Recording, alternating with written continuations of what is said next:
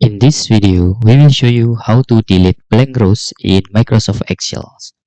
When you have 1,000 of data like this and you want to delete only the blank rows like this on the Microsoft Excel, maybe if you delete one by one, we right click and delete, it consumes much time.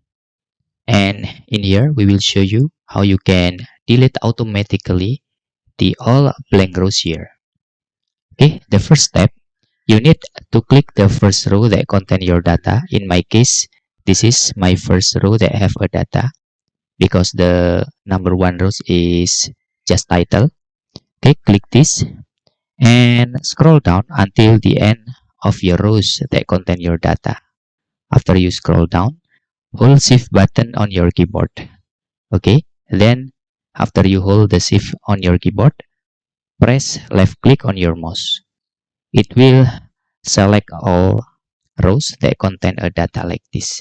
Okay, after that you can press on your keyboard in the same time Ctrl plus G.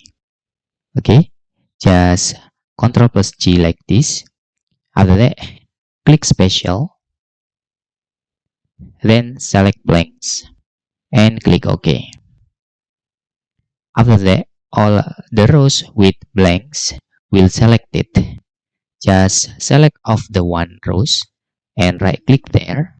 After you right click, select delete and select table rows. Just click this. Now your rows with no data will be deleted all. It will automatically like this. Rather than one by one delete the rows, it will delete all rows with the blank. Okay, it's very easy how you can delete blank rows in Microsoft Excel. If you have any questions, you can fill in the forms comment below. And thanks for watching. Hope this video helpful for you.